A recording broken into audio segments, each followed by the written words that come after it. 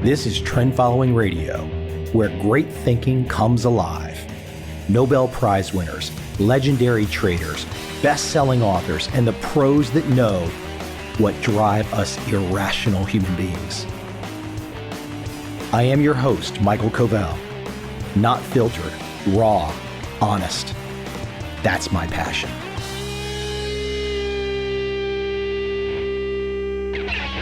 My guest today is Daphne Chua.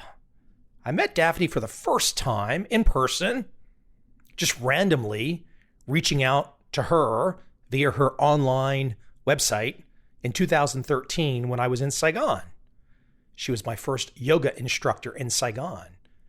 She has taken her career in many, many different directions beyond yoga instruction alone. A master masseuse.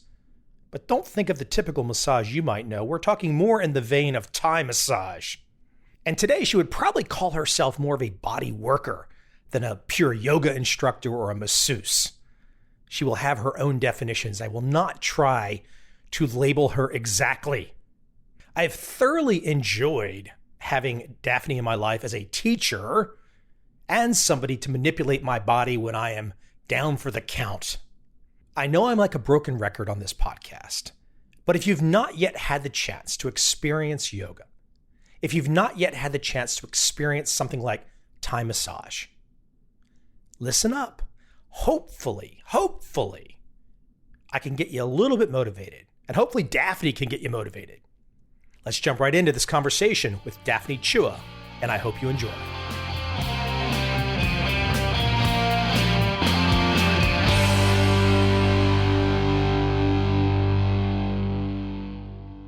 I'm jumping right in. First question, something about myself, right? So I started yoga in 2012. Before that, I had done 4 years of Pilates. Starting around 2011, 12, I also got introduced to Thai massage. Now, Pilates didn't really do much. It was nice physically, but there wasn't anything really about the mind, and it didn't really create certain feelings, certain states. But when I got into yoga and I got into Thai massage, things started to happen to me. I'm still not sure what has happened to me, but I know this much. If I try to tell someone about it, I think they generally look at me like I'm crazy because I don't have good explanations. I just tell people, hey, go try yoga. Hey, go try Thai massage. Now, we're going to find out in this conversation that your world is not just defined, for example, as a yoga practitioner or a massage practitioner. You kind of view it as differently than that, more of a, kind of body work and whatnot. But I want you to tell my audience what was happening to me. What did I fall in love with? What was it about these two practices, Thai massage and a yoga practice? What happened to me in my mind that made me fall in love with these practices? So you asked me not to question your intention, but you want me to go inside your head.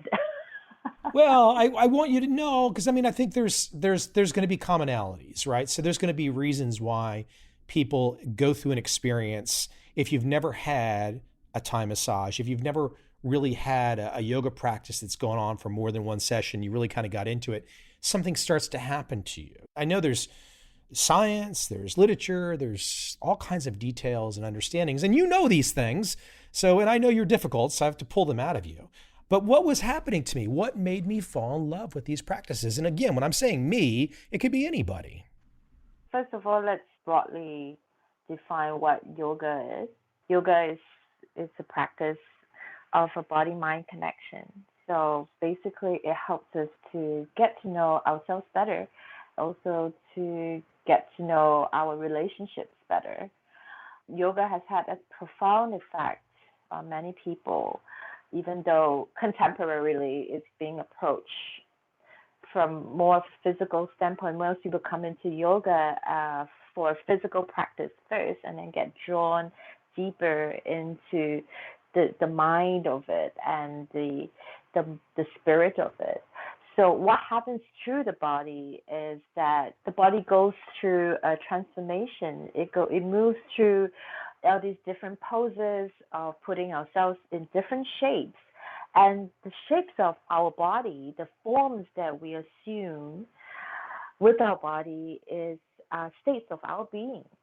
So as we put ourselves in these different states, we start to come into our being. We start to understand why we do certain things. What are our triggers? What are our relationships with our environment and with people? And we start to investigate these more. And of course, when we work with our body, there are all kinds of chemical processes that happens in the body that makes us feel more relaxed, that also make us feel more at ease, more comfortable with who we are. I think this is one of the most profound benefits that yoga can offer. And if you look at Thai massage, I mean, Thai massage actually comes from a Buddhist tradition. So Thai massage is actually first came about as an Ayurvedic tradition from a monk that offers a healing to the royal family. Because it's rooted in Buddhism, which is also about liberation, which is also about easing suffering, it has that unity of investigation and of coming into acceptance of who we are and allowing that acceptance to heal our body and mind. I'm not sure if this is a good enough explanation, but this is kind of what I deduce and can infer very broadly based on your experiences. So you might kill me with this characterization, but I heard this a long time ago. I'm not sure who told me. I don't think you told me this, and I think you would probably push back against it just knowing your personality. I think it's useful to talk about as a way to think about these two things as we start to dive more into what you do and what you understand that we can all benefit from. But I've heard Thai massage characterized as forced yoga. Now I'm talking about the physical practice of yoga before we even get to the spiritual or mind side. But what do you think about that when you hear that Thai massage is a forced yoga, the physical practice of yoga? I guess it's a perception. Perception is a human mind interpretation of what the form looks like. Of course, the practice is being done by different individuals, and every individual will bring about their own personality and their own traits, their own skill sets to Thai massage. The shapes that a Thai massage therapist puts the client through is not dissimilar to yoga. So very often there's a lot of stretching involved. There's a lot of opening up joint spaces and releasing muscle tension that's involved. It can be done in a forceful way whereby a therapist kind of take a client to the edge of their range of motion, for example. Perhaps that is why it's seen as forced. But it can also be seen as a dance between the practitioner and the receiver, whereby there is intense listening that's going on in the process of it, where they are communicating through the body, and the practitioner is taking the receiver on a journey to explore the body, explore the innate energy that they are holding, and they can be open to. It can also be a really, really soft and gentle modality. Like I said, therapists will bring about their own techniques and their own take and personality to it.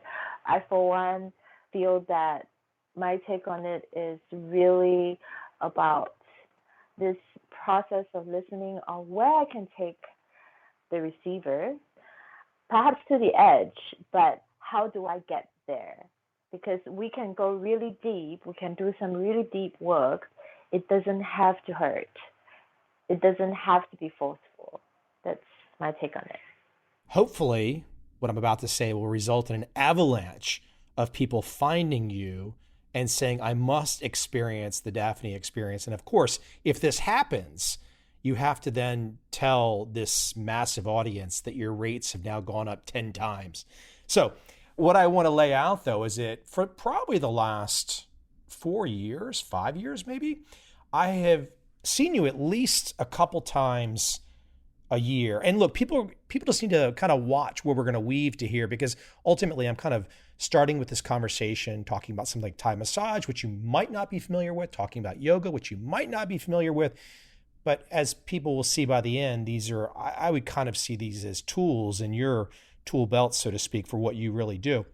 But I want people to think about, for example, my experience with Thai massage, and I'll see you maybe a couple times a year.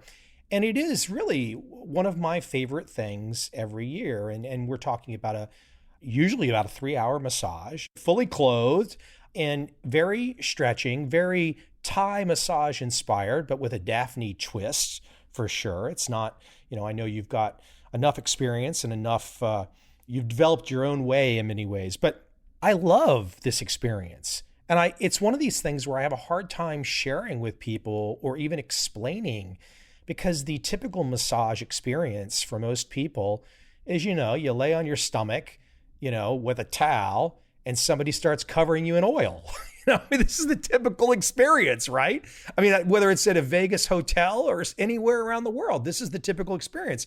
Now, what I just described is, fully clothed, and, you're kind of on the ground on a yoga mat, and you then start manipulating me and putting me into certain positions.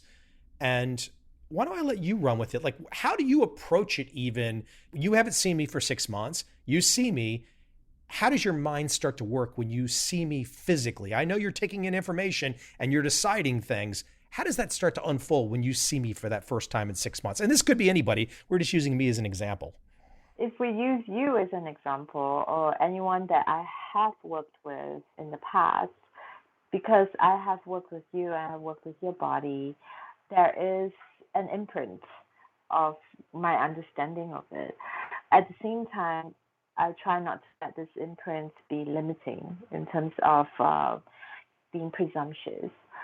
I do have a guideline of my sequences of where I feel that I should start and how to move from there. But usually when we establish a tactile connection between my hands and your body, the listening process begins, and it is a two-way street. It is really very interactive, because your body and your responses in your body very often might not even be conscious to you, will start to tell me things. It would start to kind of point me in directions of where the tension is, where are the restrictions, where it might need a little bit more attention, and perhaps even where your aches and pains are. These are just like little signboards, then they just kind of point me to investigate further. So based on kind of like a structure of sequential movements and technique, I then explore within this framework, which is why, a session can range between 2 hours to 3 hours, which is pretty long to be on the floor. But how do I keep you engaged in what I'm doing? I think that's the magic of it, because we spend so much time to allow the nervous system to relax, to calm down, and to dive deeper and do deeper work through the subconscious imprint of your experiences. Be it maybe you have hurt yourself when you are running, or it can be a certain stress pattern that you're holding. We can slowly kind of uncover that. So this work is really, really kind of slow and mindful, which is why we can set a very, very clear intentions in what we're trying to achieve. Whereas I would say like a normal massage is usually an hour, and it's like a set process of how many strokes you place on which part of the body. So because it's coming from a mold, that sometimes it doesn't feel personalized. Whereas I think if you're looking at a good body worker who really tries to understand not just how the body functions, but also how the mind works with the body, then it becomes a personalized journey. That's why it takes 3 hours, I guess. Let's talk about the body, though. Let's talk about movement. You walk into, and this isn't a judgmental type thing, this is just an observation, but if you, as a teacher, as a therapist for massage, But let's say you walk into the room and you have a room full of students and you're going to teach a yoga class or a yoga workshop. I know you scan the room and you get to know people and you see body types, you see body postures, you see the way people are holding themselves. These types of information that you take in, this is a big problem for the modern world because I think too many people are not thinking about their body. They're not thinking about their movement. The word that I want to say in my mind is that there's almost a calcification of people and their posture and their movements. I think that is probably, I asked the question in the beginning, like, why have I fallen in love with this? Is I think these different practices help me to fight against that. Because if I have all these bad habits like everybody does, how can I keep myself mindful of getting back to a better place? But why don't you speak to my audience, for example? People are listening. Maybe they've never tried yoga. They've never heard of Thai massage. Why don't you explain from a big picture standpoint what you see in the modern body and modern movement and why these disciplines that you're involved in are so important? Why are we messed up? What's wrong with us today? Why are we like hunchbacks and stuff? I mean, I know the answer. We're playing with iPhones and all that stuff, but like people are literally turning into hunchbacks.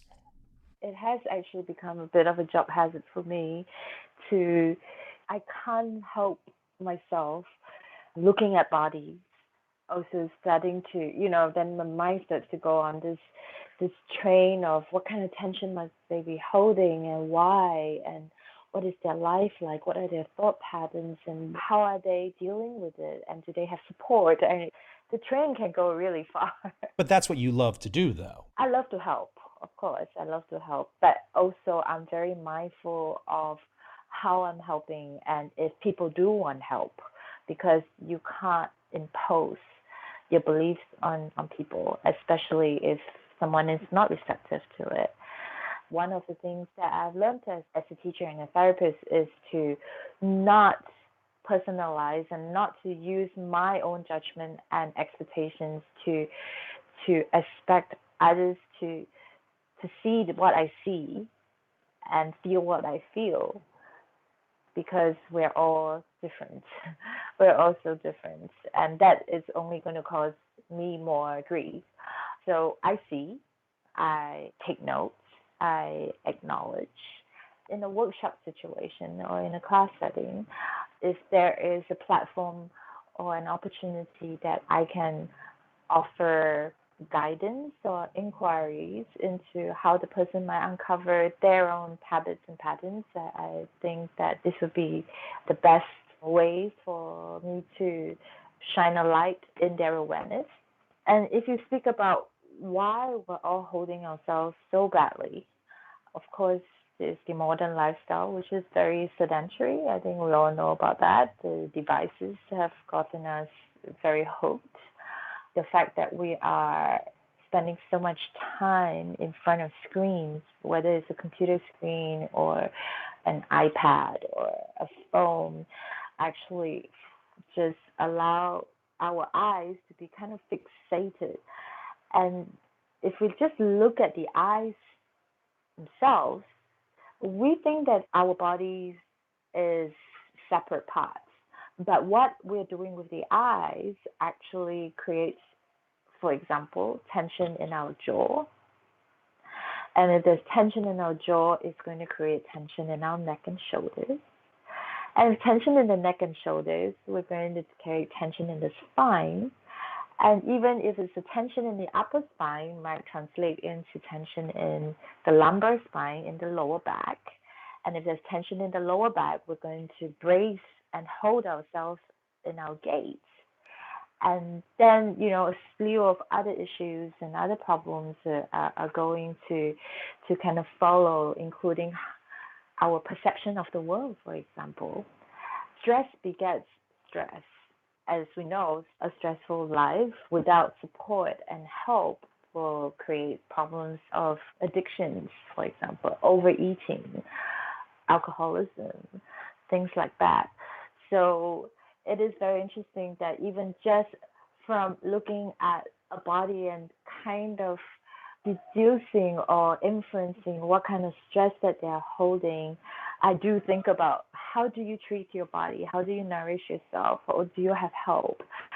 I hope that we can all start to be more interested in how we're holding ourselves and the way we relate to our environment and to other people, instead of just being trapped in our mind, in our head all the time, and swiping through screens and escaping the reality of our environment and our sensations. I grew up as a young guy who would consume his fair share of alcohol. I pretty much avoid it now. And I think about what people do, as you laid out a great case out for how the little movement at first can lead to the next destabilization, to the next, and the next thing you go, the whole body is a mess, just starting from something small. But I think what's so fascinating about your world is that, and mentioning the alcohol is but one example, is that we kind of know as a population that we are holding all this stuff, because at the end of the day, people are using all these other things to try and mask the problems, to mask the pains, whether it's alcohol or it's some other drug or some other intoxicant or this or that or whatever, some type of behavior. But what I think is so cool, and again, this is why I wanted to have you on, is to let you share when you can get involved in some of the disciplines that you're involved with, that I've had a chance to experience. Those other things seem really silly in life. You know, I mean, yes, sometimes it's nice to have a glass of wine. Yes, I get it. I'm not saying that's a bad thing. But the addictions that so many people have, if they could just understand that there's a way around it, there's kind of a health, in my own mind, I think of it as a healthy hack to get around where everybody goes down these other paths to try and solve the very issues that you're talking about. It's very interesting because the recent years I've been kind of delving into the study of trauma and addictions. So one of acclaimed trauma and addiction speaker, his name is Dr. Gabor Mate. He posed a very, very important question, which is, let's ask the question, why the pain rather than why the addiction? So let's address addictions and trauma from delving into why the pain, why the disconnect, rather than why are you addicted? Why are you abusing yourself? Why are you drinking? Why do you need to acquire more stuff for people who like to shop or anything? Some people binge eat. There's always some form of binge that's going on in life, and these are our addictions. But it's not about just cutting that off or going cold turkey on that, although that's always been the traditional approach, but to actually approach the pain, to approach the disconnect, to really kind of help people find community, find connection, find passion, to get into their body. That's kind of the way in to resolve these stress and unhappiness and suffering and pain in the modern world. I want to let you open up, though, a little bit more about, you mentioned this earlier, the chemical process inside of us. For example, whether I take a yoga practice with you, whether I can benefit from one of your massages, what is happening chemically? Like, why do I walk away with the sense of like, that's kind of like I might have felt like when I was drunk, but I'm not drunk. And I'm not saying it's a one-to-one. I'm just kind of using it as an example of a kind of a high type feeling, even though alcohol is a depressant. So what is going on chemically, though? What is taking place in either of those two practices, the massage or the yoga, chemically? What is unfolding that leaves me in such a state of euphoria? There are many things that are going on, and without getting too complicated, and we want the complication here. I'm not a neuroscientist. I don't have the authority to really speak intensely about the chemical process, but let's just talk about breath. Let's just talk about the chemistry of breath. When we are under stress or when we are holding something, when we're holding on to something, you've noticed someone that's anxious or someone who's stressed out, you just have to notice their breath. Their breath is very shallow and it's often concentrated just in the upper chest area. And we know that the breath, the muscle that actually moves the breath is our diaphragm. But in the modern world, believe it or not, a lot of people are not using their diaphragm to breathe. We're using accessory muscles in the neck and shoulders area to breathe, and that creates a lot of neck tension, a lot of jaw tension, like what I've spoken about. By just moving to yoga asanas, for example, and doing breath work, we are actually bringing the diaphragm back into what it's supposed to do. So the diaphragm starts to get a workout. The diaphragm starts to open up, it expands and condenses, and it expands and condenses, and it starts to move in a rhythmic way that life is supposed to function. The way we're designed, our architecture is so intricate, but everything has its place, and the diaphragm is to help us to breathe. And what is just below the diaphragm are our digestive organs. So when the diaphragm works properly, okay, above the diaphragm is our heart and our lungs.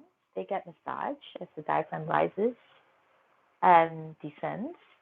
The digestive organs below the diaphragm also get some massage. They also get the necessary stimulation and release, and it helps the digestive process so that we don't get the IBS and the acid reflux and the constipation that is so chronic in today's society. Once the breath opens up, blood circulation starts to flow better. And when the blood starts to flow better, the brain gets more oxygen as well. So we have more clarity, we have more focus. And when we have more clarity and focus, we begin to see the world as it is. We do not take things personally. We don't get defensive. We are not angry. In fact, we start to want to connect to other people. And we want to connect with our environment. We start to value the things that we have. We have gratitude. Just from the breath, so many things can open up for us.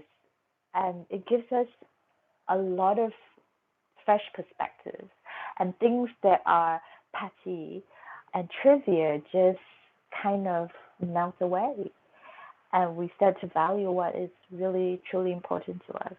Someone listening right now, they could go do a few searches, YouTube, whatnot, and find a practitioner or someone that's talking about breath in the basic act before they even attempted, for example, a yoga class, before they ever went to, for example, maybe a Thai massage or a type of massage that you employ. If they could just make some changes on how they breathe and think about the act of breathing alone, that there's magic there. Absolutely. And then to just talk a little bit about the chemicals that you're so intrigued with. For example, we post something on Facebook, and every time there's a like, there's a shot of dopamine that gets produced into our system. And this dopamine gives us that momentary high. So, but it's also very addictive because the more likes we get, the more dopamine we get, we want more dopamine. We want more likes. It's like a worldwide mass addiction taking place and no one's talking about it. I think there are people talking about it, but it definitely, more people should talk about it. But it is very short-lived and it is addictive to get that dopamine high. But what yoga or movement or exercise just in general does is, like, because it opens up the breath, the body starts to find its homeostasis. So you get the serotonin, which makes us feel satiated. You get the endorphins. And if you're looking at body work, you get the oxytocin, which is a bonding hormone. Similar to some couples in love, they're always touching each other, that connection through touch also stimulates the chemical process. These chemicals are much more supposedly long lasting and also much more sustainable in terms of the benefits that it gives to the proper functioning of our body. As we talk about these various physical endeavors here initially, I want to move towards the mind side, the mindfulness side. Now, I love this one quote. I believe I pulled this from your work somewhere, and you were quoting another individual, but I love this line. Yoga is the technology of arriving in this present moment. It is a means of waking up from our spiritual amnesia so that we can remember all that we already know. Now, for those people out there that might immediately hear the word spiritual, I almost think you could remove the word spiritual from that, in a sense that if people are like worried that it's defining them to some religion or something like that. I just think that the notion of first calling yoga a technology, and I want you to comment on that, in allowing us to get to the present moment and essentially waking us up. And I thought that's like two great sentences that just lay it all out there, right? It's a technology. It's helping us to get to the present moment and waking us up. That's what we all want. If I recall properly, I believe the quote is from a very, very outstanding and remarkable, very influential yoga teacher by the name of Donna Farhi. She has written many books. I believe this one is from Yoga, Mind, Body, and Spirit. It's not another one, but please do look her up. She has written some really very important books, especially for yoga teachers and yoga practitioners. To come back to yoga as a technology, in a way, I mean, it is a lifestyle. It presents this beautiful array of toolkits, of tools that we can use, be it for our physical body, be it for our breath body, for our emotional body, for our mental body, and for our spirit body, for those that don't have anything against the word spiritual, for people who are interested in finding out who we are, where we come from, why are we here. I think these are all fundamental questions that we ask ourselves at some point in our lives. And yoga presents all the toolkits that help us arrive. And this arriving is a moment-to-moment process. No one can say that I'm already there and be done with it, because every moment we are arriving. And that's why the present moment is so prized in the context of mindfulness, because what is the present moment?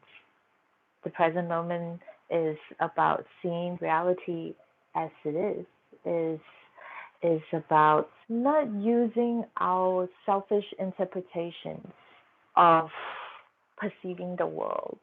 It's about not escaping. It's about gratitude. It's about welcoming whatever happens and whatever is happening to come through. It's not just about bliss. It's not just about, having the best things in life and enjoying the best meal in the world or the best sunsets. There's a lot of sunset pictures in yoga Instagram, I know that. But that present moment is about how do we want to live this life. And life is in every moment, which brings us to the fundamental truth.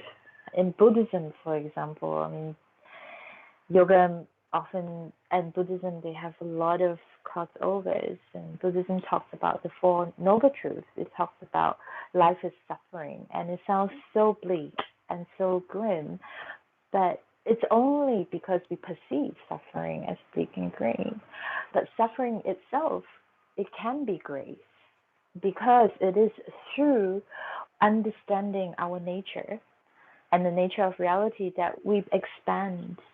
And I speak this coming from a very personal place at this moment in my life, because I just lost a very dear person who's my father.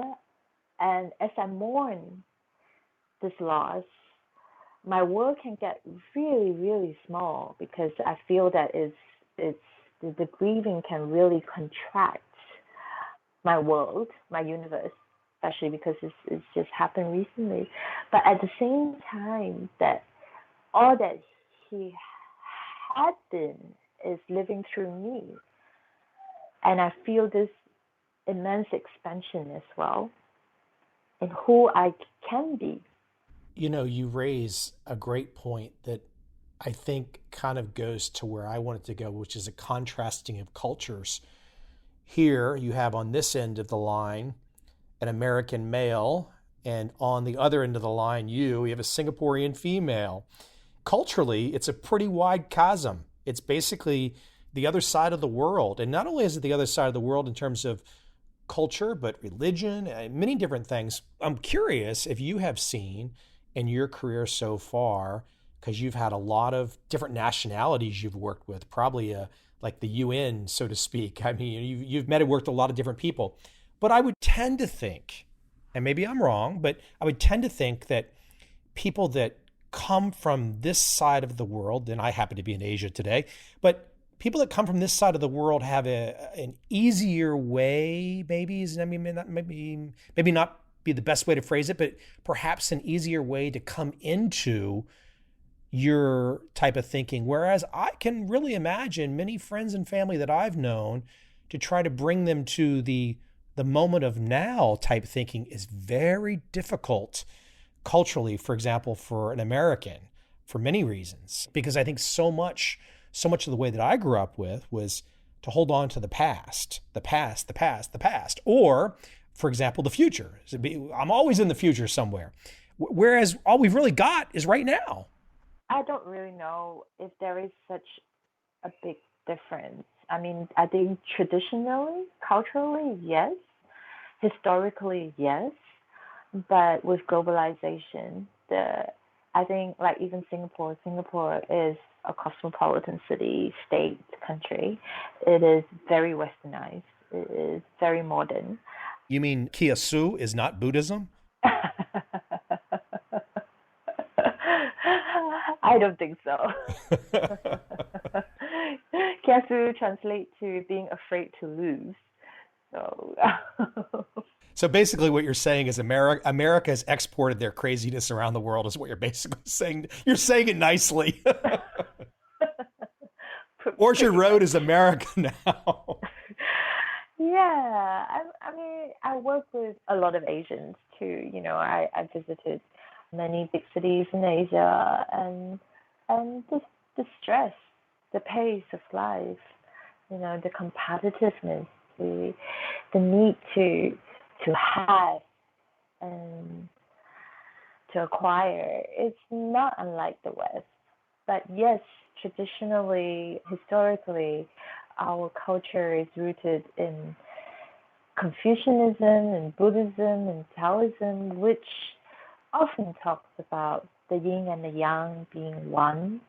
We see two sides of it, we see duality, but everything is just one. And this one is the present moment. So it's true that the teachings are not something new in my culture. But at the same time, I also see that there has been quite a shift in the West in terms of pursuing or realizing the value in Eastern philosophy, in seeing that perspective and the perspectives of how we can see non-duality in our nature.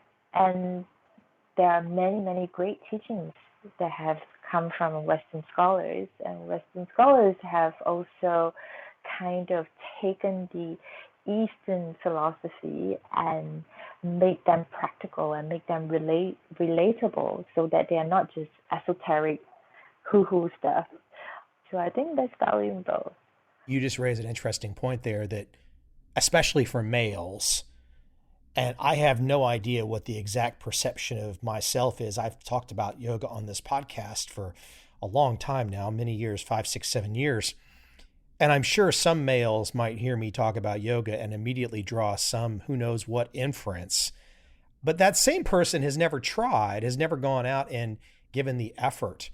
I just want to implore people to just give it a shot and not just a one off. And I know you, and you might immediately say and think of something a lot more detailed, but I think a yoga practice is a great place to start, isn't it? I mean, for the average person that really wants to maybe start to understand the complexity behind your words, because you can give very simple explanations, but there's a lot of depth and a lot of complexity behind it. Isn't that a great place for people to start? I mean, do you have any recommendations for the first timer to, like, wherever they are in this world, the best way to approach getting involved? I think you have just talked about it, is to not go to one class and say that this is not for me, because I think yoga is such a personal thing. It's such a personal practice. And the modern yoga is so diverse in terms of offerings that maybe give yourself a few classes, give yourself some time, and also try out different teachers, try out different studios. Maybe if you can afford it, do one-on-one classes, because traditionally the teachings are imparted from teacher to students on a very personal setting, because it is personal work. Find a teacher that you can resonate with. You know, I'll offer something that happened to me recently too. I've not really touched any weights for 15 years, but I have access to this gym now, and I've gone for like the last month, and I've not done any heavy stuff, but I'm quite amazed because I think a lot of males might not understand this part about yoga, is that really only sticking with yoga in the last 6 or 7 years, I'm amazed at the strength I've maintained to then shift over for a little while and lift some weights. I'm amazed at what the body weight exercises, the foundation of yoga. I'm absolutely amazed at how that translates to, for example, something like lifting weights. It's an amazing type practice. You just don't realize what it's doing to you. And then you wake up one day and you're like, hey, where'd that muscle come from? What happened there? It's a great complementary practice for strength training, for endurance training, for even, I believe that yoga is, don't just do yoga, please go and do other things. You know, I swim, I walk, I hike, I climb, and they all come together as a practice. All of what we do is yoga, because it is just about bringing the mind and the body together. So with more awareness, we are more aware of how we are. For you, will be kind of how you're training with weights. If for a swimmer, how you're rotating your body in the water. For a runner, and how you are heel striking and toe lifting, for example, and how you're managing with your breath. It is a great complementary practice for whatever you're already doing, definitely. You know, I have one last little area that I want to go, and it's probably something we've already talked about in a way, but I took this line from some of your work, and I really like it, because it really opens up Pandora's box about the body again and movement. And you have this sentence: it's not about what movements, but how to move. Boy, that's a loaded one. Break that apart for us. It's not about what movements, but how to move. I would say it's not about what you do, but how you do it. It's about the intention. It's about the why. It's about the how. For example, anyone can walk from point A to point B, but how do you choose to get there? What are the tools that you use, and with what kind of awareness? And are you focusing on getting there, or are you looking at the process? Do you enjoy the process of getting there? And how can you enjoy the process more? How many choices are there in getting from point A to point B? These questions, these inquiries in itself can open up perspectives and can present us with a lot more options. And we love choices, right? We love to make decisions. What would be a good example, though? If we took this to the very physical example for, instead of what movements, how do you move? I kind of know where you're going there, but if you were to open that up for people, just talk about the physical side for right now, like, for example, the walking. I mean, the sheer act of walking, there is really kind of a right way. There's many wrong ways, isn't there? I wouldn't say there's a right or wrong way. I think that there are many ways. There are many pathways that we can connect with the earth and with gravity, for example. I could be hunched over and drag one leg for 50 meters. That's not very appropriate way to walk. So there are better ways. Okay. So for example, if you're looking at walking, okay, let's just talk about walking. Just the next time you are in a public place, just look at how people walk. How many people walk with two arms swinging? How many people have one hand on a device or carrying a bag or a hand in a pocket?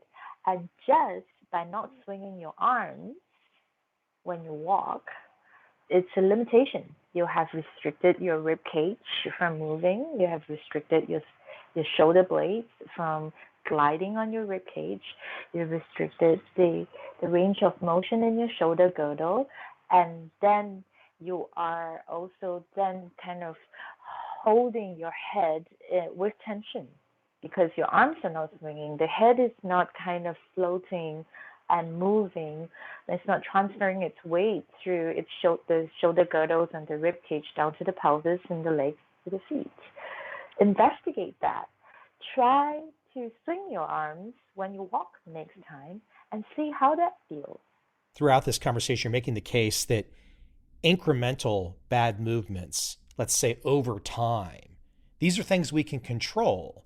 So if we imagine taking a small bad movement on a regular basis, and then perhaps that small bad movement leads to another bad movement, there's one leads to the other. And then if you do that and look at it over decades, it's not surprising sometimes that we see young people that look physically old. Even the kind of shoes that we wear, right? Like, what are the choices that our feet have in articulation, which is why barefoot walking is, the rage now, because if we are able to articulate our feet a lot more, it does have a chain reaction up towards the rest of the body. And we have more choices. The feet have more choices in how it wants to move from point A to point B. So this is just looking at the physical process of it. Very often we get stressed out in life when we feel that we are overwhelmed. We are overwhelmed because we have very limited choices. But people do have a choice to go start a yoga practice. They do have a choice to go find, for example, a Thai massage. But then again, you got to get on a plane to go to Bangkok. Actually, you don't have to. I had great Thai massage in San Diego, but people get my point. They got to make an effort, right? I mean, that's ultimately, at the end of the day, what you and I are talking about is somehow or another. For example, I found these various practices. I found you. I made an effort. I didn't necessarily know where it would go, but I tasted a little bit of it and wanted more of it. And then when you get into it, the delight from it keeps expanding. And that's what we all want in life, a little bit, I think. What's great is that there are so many free resources out there now, be it online, be it community classes, or even, just touch each other. Just give each other a neck rub sometimes, just a simple touch can really, really ease a lot of stress and be a huge pain relief. Daphne, where can we send everybody to find out more about you, maybe see some of the resources that you might direct people to online? What website can we send them to? My website is yogawithdaphne.com. It's quite simple, quite straightforward. Quite easy to find you. Quite easy to find me. If there's mountains of people that start knocking on your door, I will expect my commission check, please. You get a free massage. Oh my gosh. What a deal. What a deal. I've been trying for years. It's very difficult to get my American friends to come to this part of the world. I've got some that have made it, but I really think that, if you've done one thing your whole life, sometimes it's worth just getting on a plane and coming to experience something entirely different. Yes, absolutely. But also just probably right next to your doorstep is someone who is doing yoga. And if you love the screen so much, there's a million YouTube videos out there of the practice and meditation and breath work. There's so many resources. Of course, Asia is an amazing place to practice and to soak in the culture. Come look for Mike and come look for me. I will vouch for what you just said, though, too, because I travel too, and I pretty much know that if I go to any city, you can find a community somewhere that if you want to go and take a yoga class, that opportunity is there. And generally, there's going to be a handful of people that maybe some of the teachers aren't as experienced, but there's usually, I find in every city, a handful of people that have really dedicated their life to this. And so there's just not excuses to say it's not in your town, so to speak. And just movement in general, just move. Get up. Don't look like an old person when you're 30 years old. That's the goal. One thing that I often tell people to do is to set a timer for 20 minutes every time you're on the computer. And every 20 minutes, if you can't walk away, to at least shift your gaze, look out the window, look at something that's further, look into the horizon, just at least shift your perspective. Daphne, I would think that's the public face, but I think the reality is if somebody's in a job or a gig or whatnot where they're sitting and they're not able to even stand up every 20 minutes or move around for a few seconds, that might not be the best direction for life. that might not be the way to go. I mean, it sounds like slavery or something, Well, we can all get quite absorbed in our work, right? I'm sure you're familiar with being... Oh, yeah. You can get into the zone, and next thing you know, 10 hours goes by, and you don't know where it went.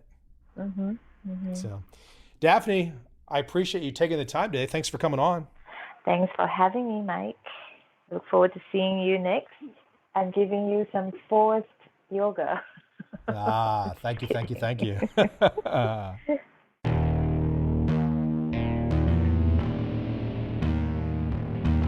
I see a time when those awake will understand how to make money in up, down, and surprise markets.